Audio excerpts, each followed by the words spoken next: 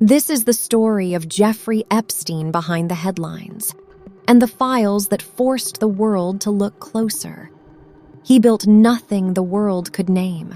No company, no invention, no political movement, no public office.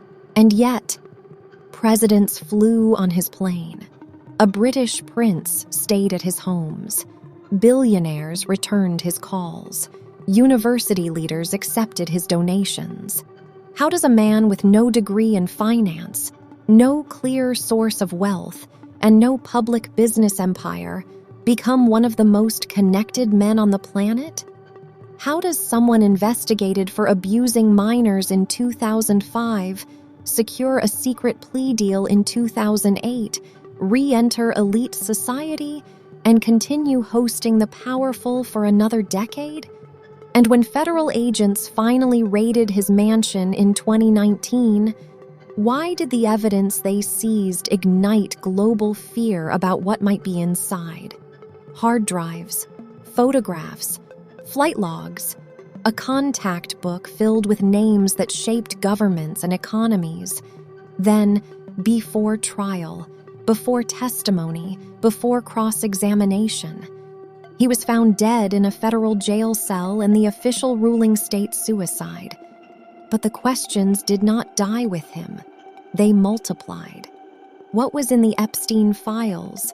What do court documents actually reveal? Who was merely connected, and who knew more?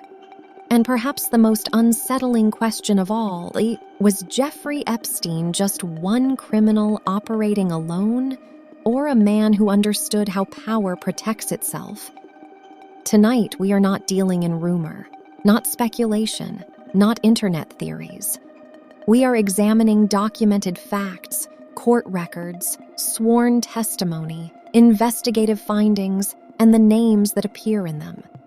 Because this story is not only about a man, it is about access, influence, protection, and the cost paid by victims while institutions hesitated.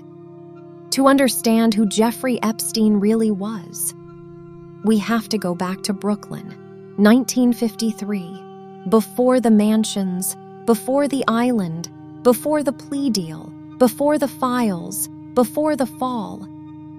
The early years. Jeffrey Epstein was born in 1953 in Brooklyn, New York, to working-class parents. His father worked for the New York City Parks Department. His mother was a school aide. Nothing in his childhood suggested proximity to global power. He attended Lafayette High School and later enrolled at Cooper Union. He then transferred to New York University. He never completed a degree, no doctorate, no MBA, no formal credentials in finance, and yet, in 1974, he secured a teaching position at one of Manhattan's most prestigious private schools, the Dalton School. The Dalton School sat on Manhattan's Upper East Side, an institution known for educating the children of New York's elite. Epstein was hired to teach mathematics and physics. He had no advanced degree, no formal teacher certifications. Former administrators would later say he impressed the headmaster during an interview. He projected intelligence, confidence, control. But what mattered more than credentials was access. At Dalton, he was no longer a student from Brooklyn. He was inside the homes of wealth, inside conversations with parents who controlled fortunes, inside a network few outsiders ever penetrate. This was the pivot, the jump to Wall Street. By 1976, Epstein left Dalton. Soon after, he joined Bear Stearns, one of Wall Street's major investment banks at the time. Accounts from former colleagues indicate he started as a junior assistant, but rose quickly. He specialized in tax strategies for wealthy clients, but by 1981, he was gone. Some reports suggest internal issues. Others say he left voluntarily. The exact details remain unclear. What is documented is this. Within a few years, Epstein claimed he had established his own financial firm, J. Epstein and Co. He said he managed money only for billionaires, only clients with a net worth exceeding $1 billion. But no comprehensive public list of these clients was ever produced. Journalists from major outlets, including the New York Times and the Wall Street Journal, repeatedly attempted to identify his portfolio base. The results were thin. The mystery of the fortune. By the 1990s, Epstein's wealth was no longer theoretical. He owned a Manhattan townhouse later valued at over $70 million, one of the largest private residences in New York City, a private Boeing 727 jet, a 10,000-acre ranch in New Mexico known as Zorro Ranch, a private island in the U.S. Virgin Islands, Little St. James, residences in Palm Beach and Paris. This was not the lifestyle of a modest financial consultant. It was the footprint of extreme wealth. But here is where the narrative fractures. Financial disclosures were limited. Corporate filings were sparse. Public audits were absent. In later investigations, federal prosecutors would describe his finances as opaque and complex. He described himself as a money manager. But former associates told reporters they rarely saw evidence of large-scale trading activity typical of major hedge fund operators. So where did the capital originate? Was it inheritance? No evidence suggests that. Was it fees from billionaire clients? Possibly, but unverified.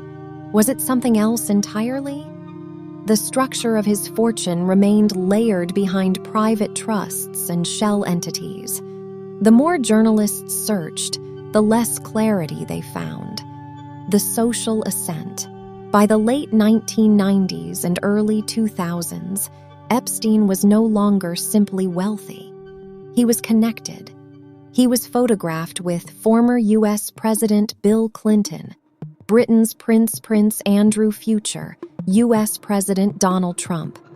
High-profile academics and scientists' flight logs later showed prominent figures had traveled on his jet, though association alone did not imply criminal conduct.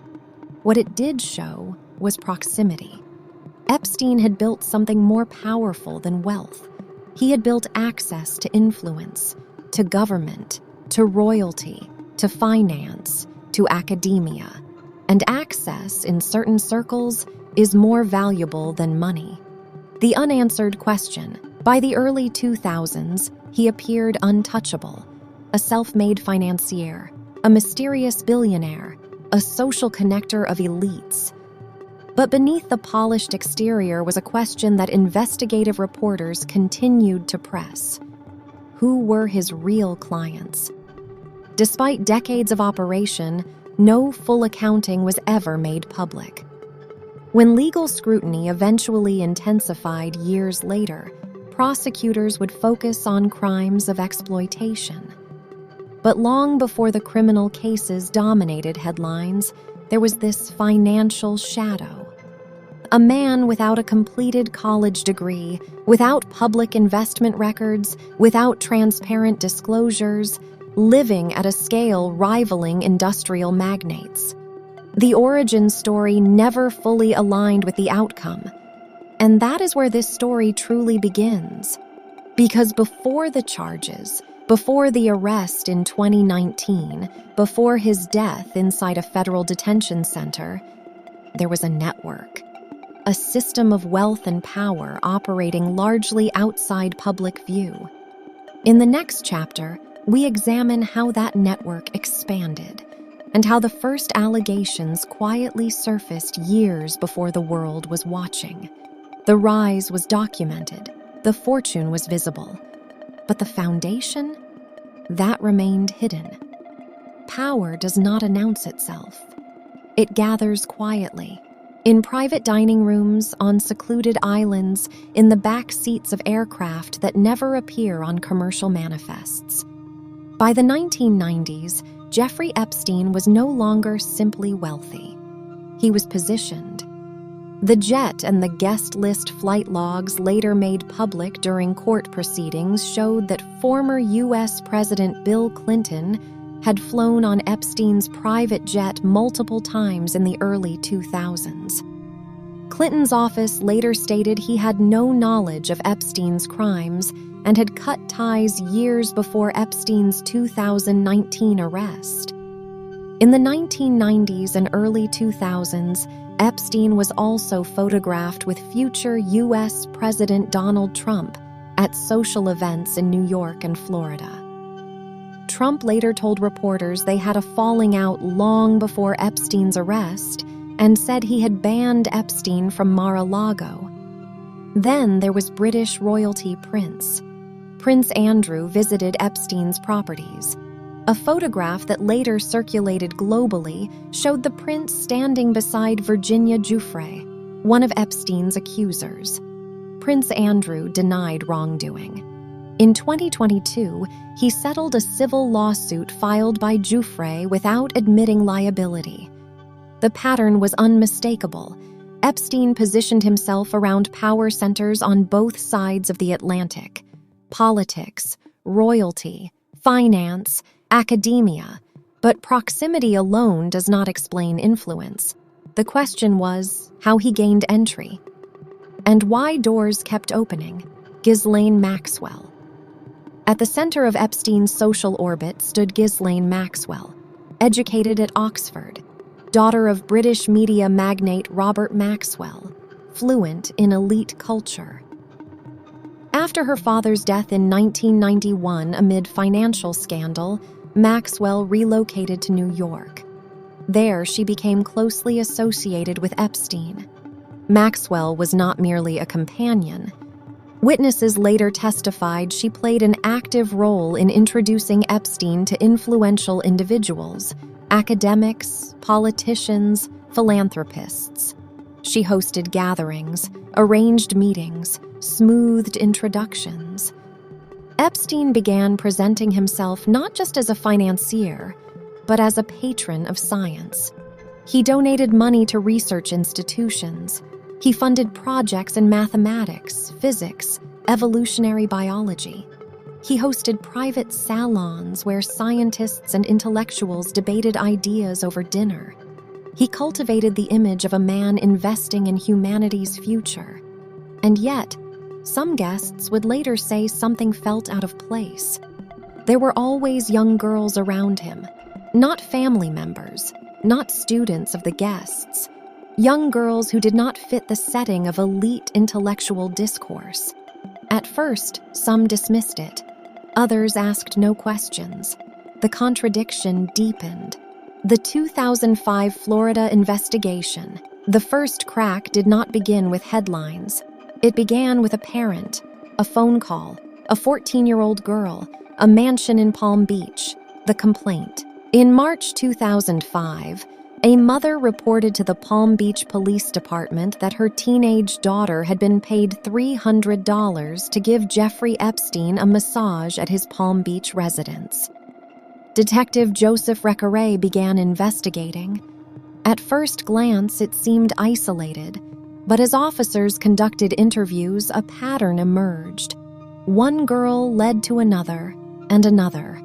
Several described being recruited by other teenagers, cash payments, instructions to bring friends.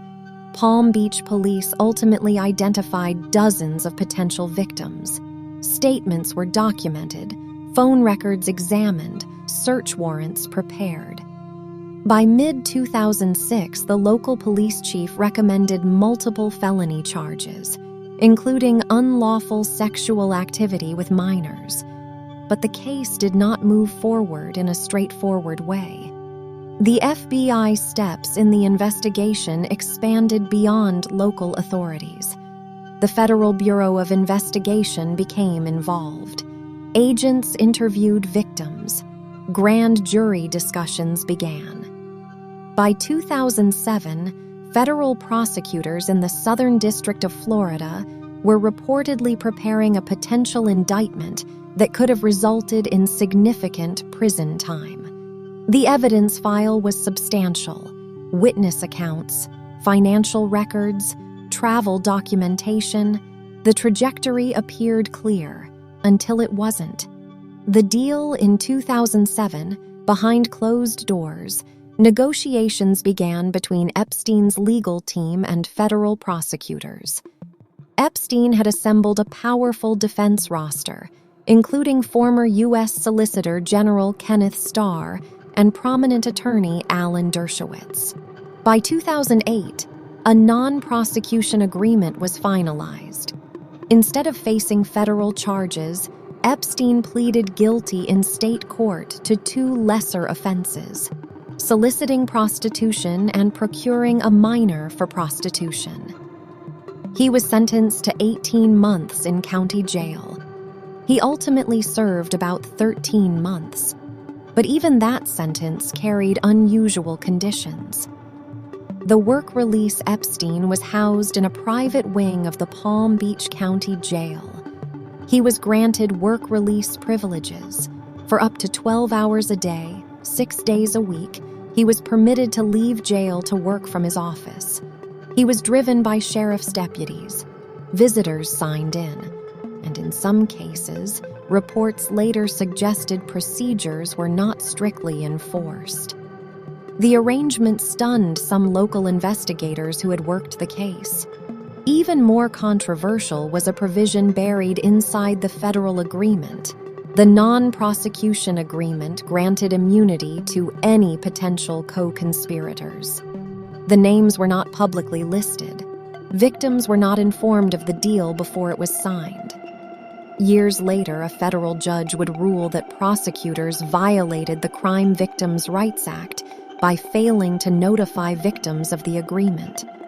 The question echoed: how had a case involving dozens of underage girls resulted in a single county jail sentence? Public silence.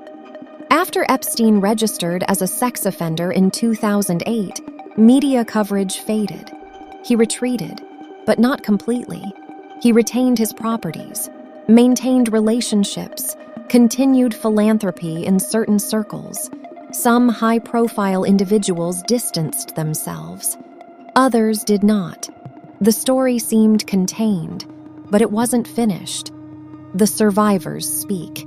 In the years that followed, some victims continued speaking to reporters and attorneys. One of the most vocal was Virginia Giuffre, who alleged she had been trafficked to powerful individuals. Her claims drew international attention, particularly because they implicated figures in elite circles. Civil lawsuits emerged.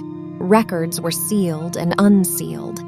Journalists began asking whether justice had been bypassed. In 2018, investigative reporting by the Miami Herald reignited public scrutiny, detailing the extent of the plea agreement and the number of victims involved. Federal prosecutors in New York reopened the case. This time, the charges would be federal sex trafficking. The unusual pattern. By 2019, observers began connecting the timeline. 2005. Investigation begins. 2007. Federal indictment prepared. 2008. Non-prosecution agreement signed. 2009. Epstein released. It was not simply the crimes that drew attention. It was the process, the negotiation, the immunity clause, the limited consequences. Something unusual had happened, and the public still did not fully understand how. But the most dramatic chapter was yet to come. Because in July 2019, when federal agents arrested Epstein at Teterboro Airport, it signaled that the protection, whatever form it had taken, had finally fractured. The man who had once navigated elite power structures was now facing life in federal prison, and within weeks, he would be dead. The official ruling would call it suicide, but the circumstances surrounding that death would ignite global speculation and intensify scrutiny over the networks he had built. The cracks that began in Palm Beach were no longer local, they were international. and the world was watching. The 2019 arrest. There are moments in history when a quiet file becomes a national spectacle. July 6, 2019 was one of those moments.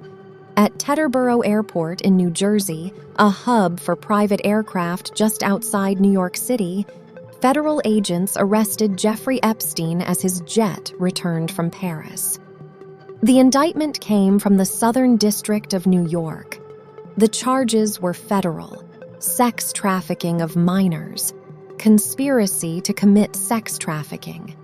Prosecutors alleged that between 2002 and 2005, Epstein operated a system in Manhattan and Palm Beach in which teenage girls, some as young as 14, were recruited, paid cash for massages, and pressured into sexual acts. Court documents described a pattern: young girls recruited by other girls, payments ranging from hundreds of dollars, instructions to bring friends. It was structured, repeatable, organized. This was no longer a contained Florida case. It was national and immediately international. The Manhattan Mansion.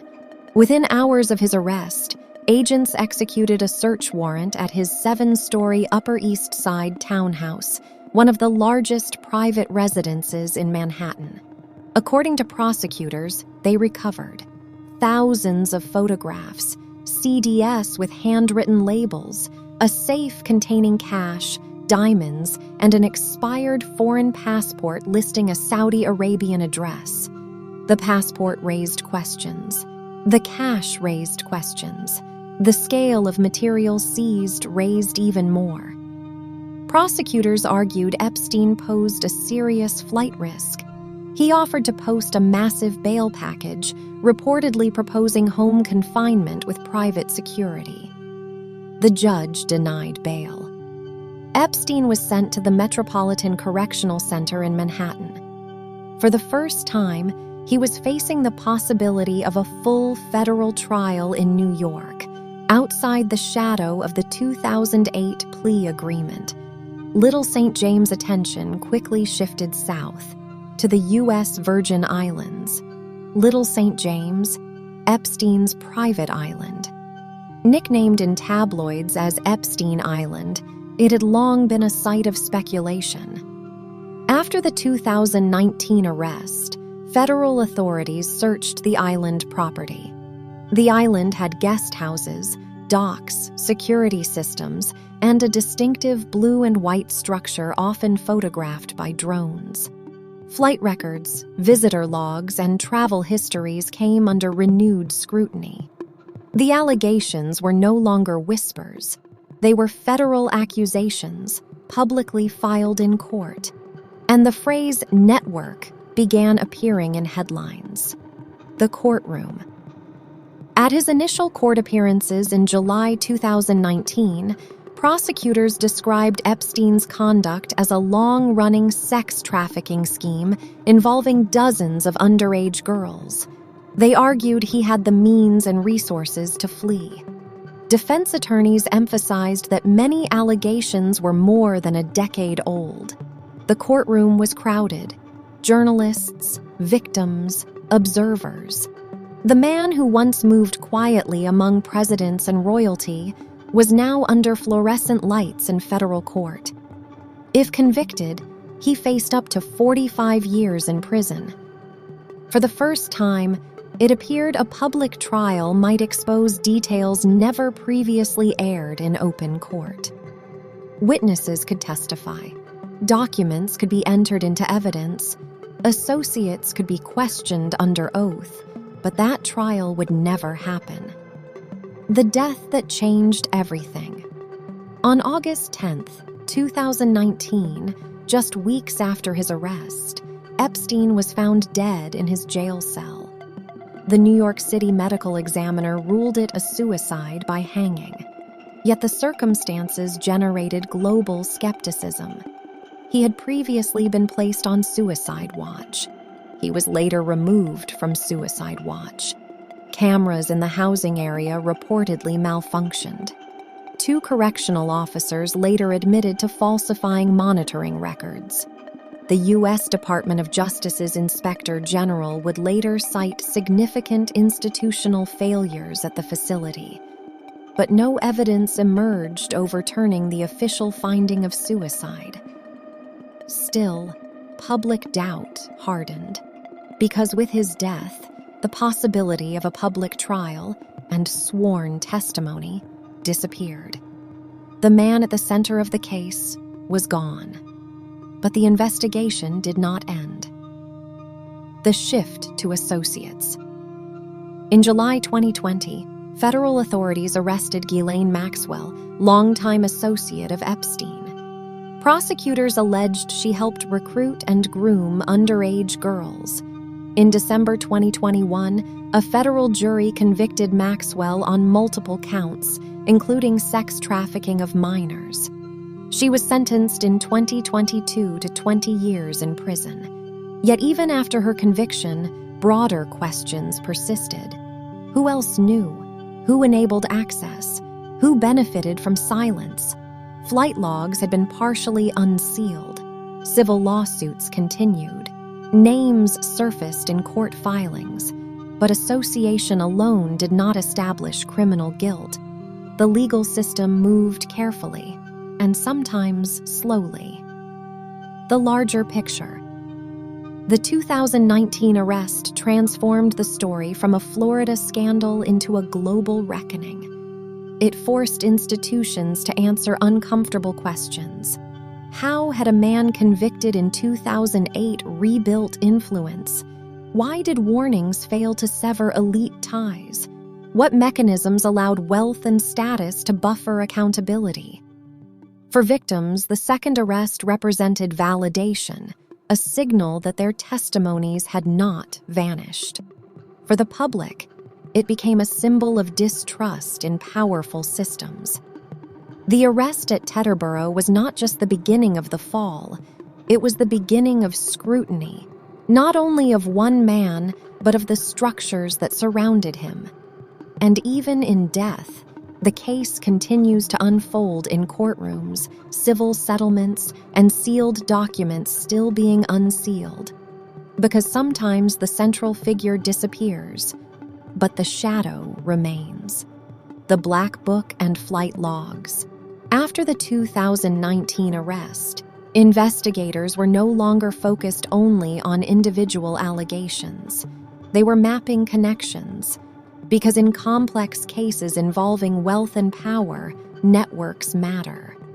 The contact book court proceedings and civil litigation revealed the existence of a contact book, often referred to publicly as the Black Book.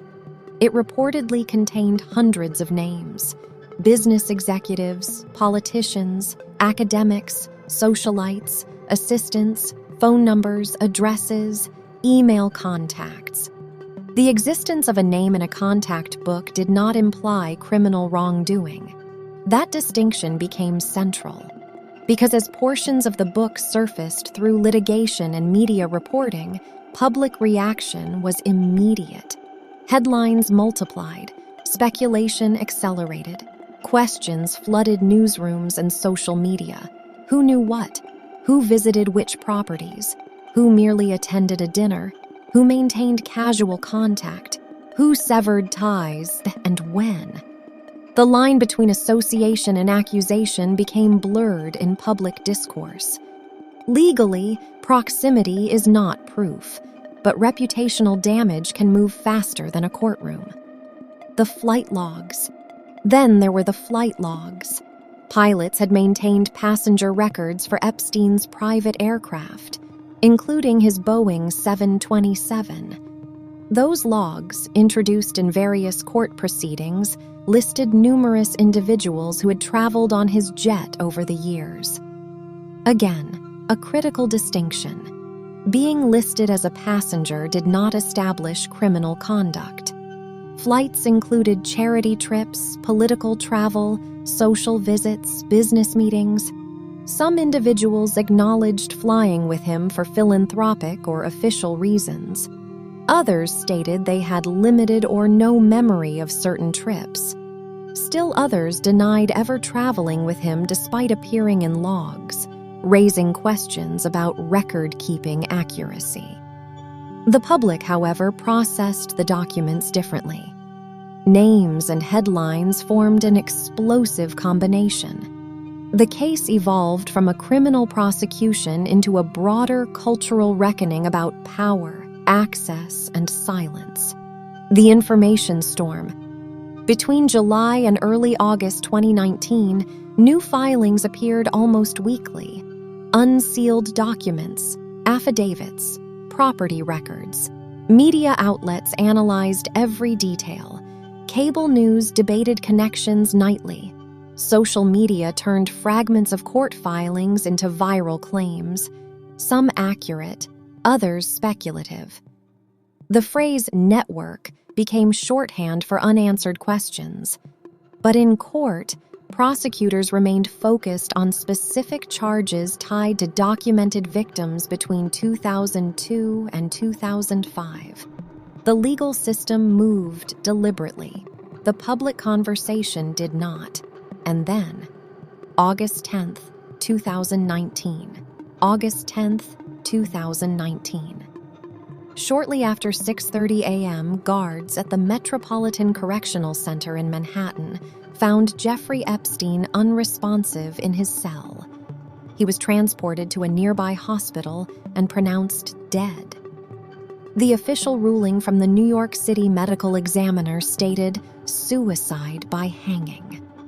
But the circumstances surrounding his detention immediately intensified scrutiny. He had previously been placed on suicide watch after an earlier incident in July. He was later removed from suicide watch. On the night of his death, 2 guards were assigned to monitor the unit. They later admitted to falsifying log entries. Required checks were not performed as scheduled. Certain surveillance cameras malfunctioned. The Department of Justice launched internal investigations. The Inspector General later cited serious negligence and systemic failures within the facility. Yet no evidence was produced contradicting the medical examiner's conclusion.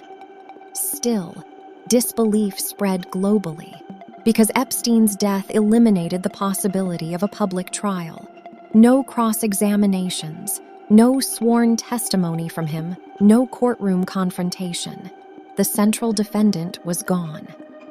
Aftermath, his death did not dissolve the legal process. It redirected it. Civil lawsuits continued. Victims pursued compensation. Records continued to be unsealed in subsequent years.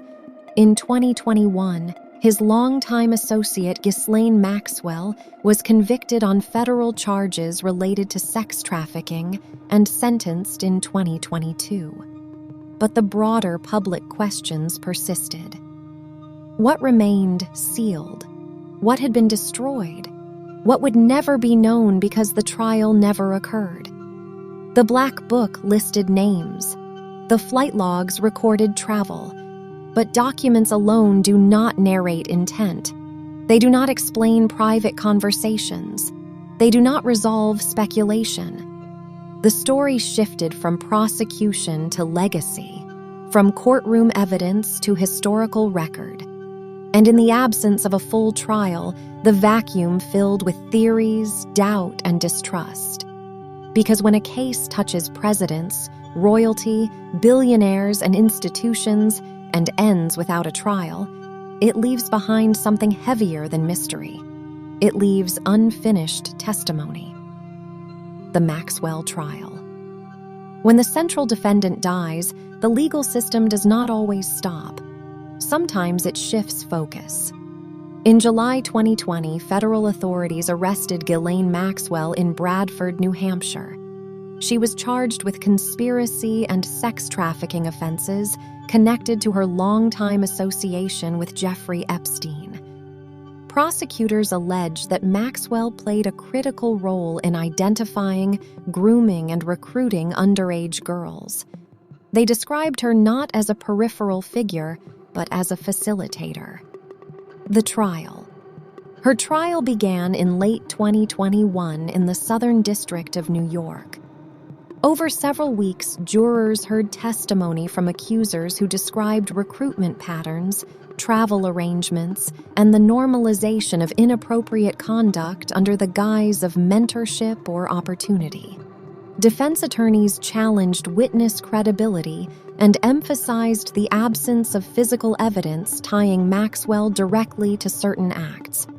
The proceedings were closely followed, because for the first time, a federal jury would weigh evidence connected to the broader Epstein operation.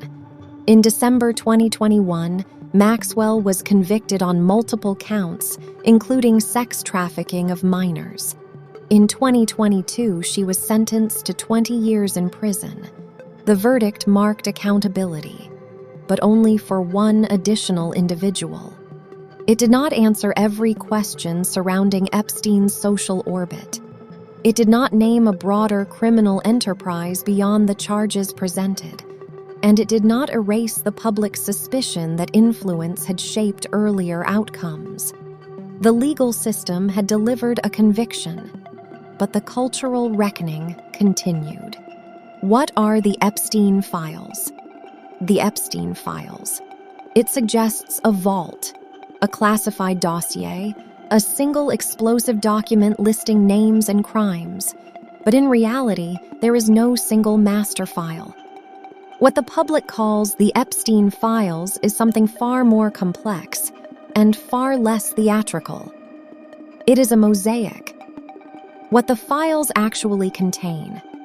The materials commonly referred to as the files include civil deposition transcripts, victim testimony, search warrant affidavits, court motions, email exhibits, financial records, flight manifests, property documents, sealed and later unsealed filings. Many of these documents emerged from civil litigation, particularly lawsuits filed by accusers against Jeffrey Epstein and later against Ghislaine Maxwell. Others were part of federal criminal proceedings in the Southern District of New York. Still others surfaced through defamation cases and appeals regarding sealed records. The public record was not released all at once. It unfolded gradually, sometimes years apart. The 2024 unsealing. In 2024, additional court documents were unsealed following prior judicial rulings that required transparency in certain civil cases. These documents revealed names of associates, names of accusers, names of witnesses, descriptions of conversations, travel references, social connections. Important context remains critical. Many individuals named in these documents were not accused of criminal wrongdoing. Some appeared because they were mentioned in depositions, some because they attended events, some because they were part of broader social networks. In legal proceedings, a name appearing in testimony does not equal accusation, and certainly not conviction. But once documents are unsealed, public interpretation begins immediately. And interpretation does not always follow legal standards of evidence. Exposure without conclusion, what the files revealed was not a singular list of offenders. They revealed relationships. They revealed who attended dinners. But proximity is not proof. The documents exposed how expansive Epstein's network had been. In some cases, individuals publicly acknowledged limited association and condemned his conduct after it became widely known. In other cases, connections were scrutinized but did not result in criminal charges. The files widened the lens. They did not deliver a single definitive answer. Why the files matter. In high-profile cases involving wealth and power, documentation serves two purposes. It establishes evidence for legal proceedings. It shapes historical record. The Epstein-related filings accomplished both, but unevenly. Because Epstein died before trial, there was no comprehensive public evidentiary presentation before a jury. Instead, the public pieced together understanding through indictments, civil depositions, Sentencing memoranda, investigative journalism. The record exists, but it is distributed. It does not read like a single narrative. It reads like fragments, networks, not narratives. Epstein did not build an empire in isolation. He embedded himself in existing power structures. The files did not expose a secret list. They exposed how proximity to status can blur lines of accountability. They showed how relationships, even non-criminal ones, can complicate perception. They showed how influence creates layers.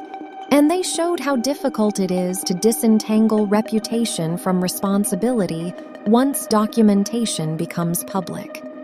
The psychological impact. When names appear in court records, even without accusation, the public reaction can be swift.